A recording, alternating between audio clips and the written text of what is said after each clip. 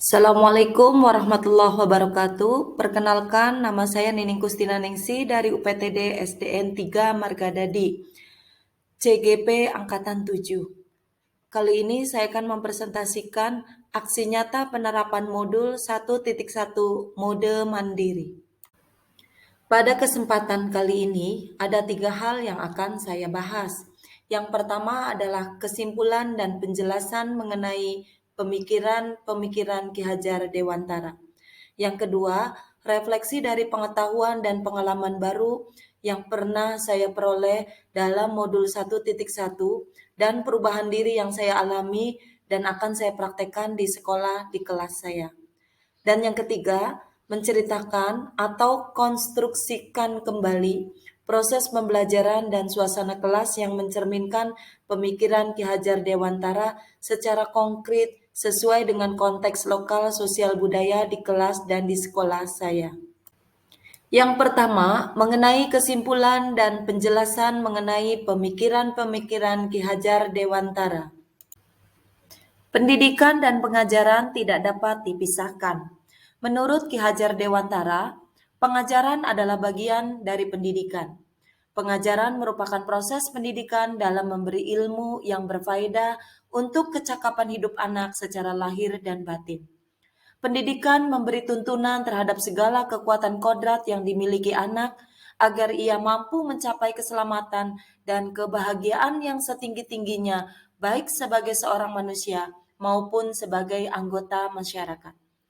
Ki Hajar Dewantara memiliki keyakinan bahwa untuk menciptakan manusia Indonesia yang beradab, maka pendidikan menjadi salah satu kunci utama untuk mencapainya.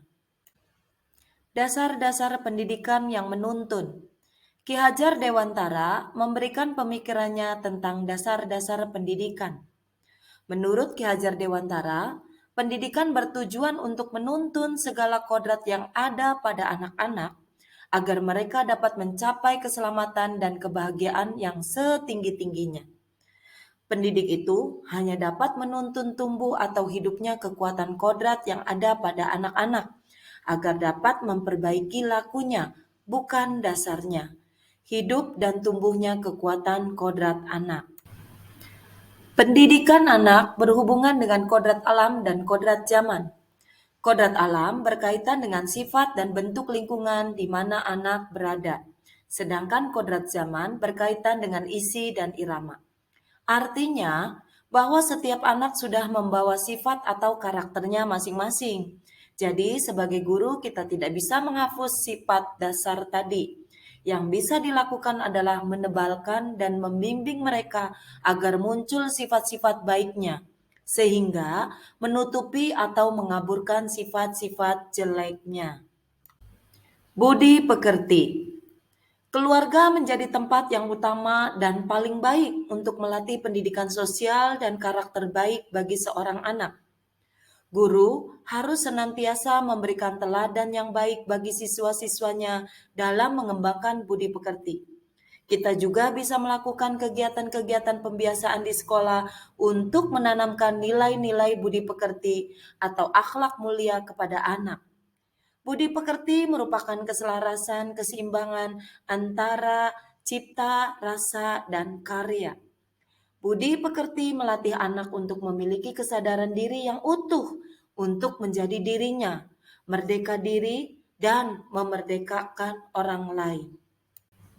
Yang kedua, refleksi dari pengetahuan dan pengalaman baru yang saya peroleh dalam modul 1.1 dan perubahan diri yang saya alami dan akan saya praktekkan di sekolah dan di kelas saya. Sebelum saya mempelajari modul 1.1, saya kurang sabar dalam menghadapi anak didik saya. Kemudian saya mengajar dengan monoton, hanya menyampaikan materi saja. Selanjutnya, saya juga hanya memasukkan sedikit permainan dalam pembelajaran. Dan saya memaksakan anak didik saya untuk mengerti penjelasan yang saya berikan.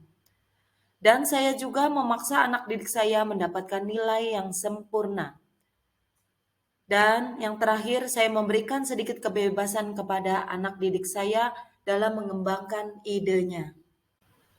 Setelah saya mempelajari modul 1.1, akhirnya saya menyadari beberapa hal.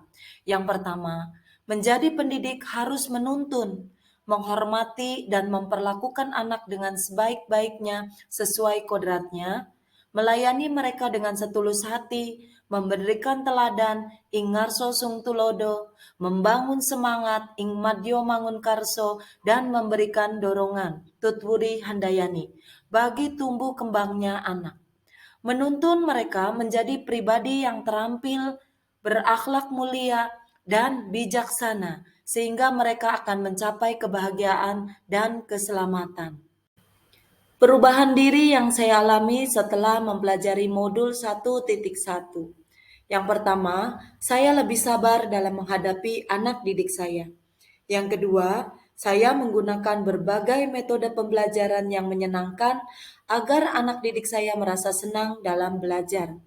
Yang ketiga, saya memasukkan unsur permainan dalam pembelajaran agar siswa senang dan tidak bosan dalam belajar.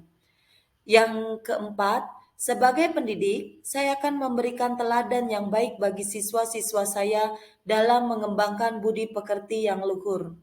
Dan yang kelima, saya memberikan kebebasan kepada anak didik saya untuk mengembangkan ide, berpikir kreatif, mengembangkan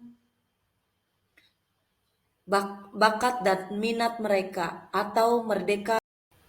Pembahasan yang ketiga adalah menceritakan atau konstruksi kembali proses pembelajaran dan suasana kelas yang mencerminkan pemikiran Ki Hajar Dewantara secara konkret sesuai dengan konteks lokal sosial budaya di kelas dan di sekolah saya. Proses pembelajaran yang sudah saya lakukan yang selaras dengan pemikiran Ki Hajar Dewantara seperti menghamba pada anak, dimulai dengan menyapa mereka dengan senyum ceria. Mereka pun menyambut saya dengan hangat. Kemudian saya awali pembelajaran dengan berdoa bersama dan membaca surat pendek juz amma serta membaca Asmaul Husna dengan penuh penghayatan. Setelah itu saya tidak langsung mengajar, tetapi mengajak mereka untuk tanya jawab terlebih dahulu, menyanyi bersama, dan melakukan permainan pemanasan sebelum belajar. Mereka sangat senang sekali. Setelah mereka sudah siap belajar, saya baru mengaitkan pembelajaran dengan kegiatan yang akan mereka lakukan. Saya mengajar dengan penuh kesabaran dan kasih sayang. Saya tidak lagi menuntut mereka untuk menguasai materi apa yang saya sampaikan. Dan saya juga sesuai dengan pemikiran Ki Hajar Dewantara tentang kodrat anak. Saya mengajar dan menggunakan permainan yang mereka sukai, mengajak mereka berdiskusi, mendorong mereka agar menghargai pendapat orang lain, mendengarkan pendapat orang lain, dan mengemukakan pendapat dengan percaya diri. Dengan kegiatan ini akan timbullah saling sayang menyayangi dan menghormati orang lain.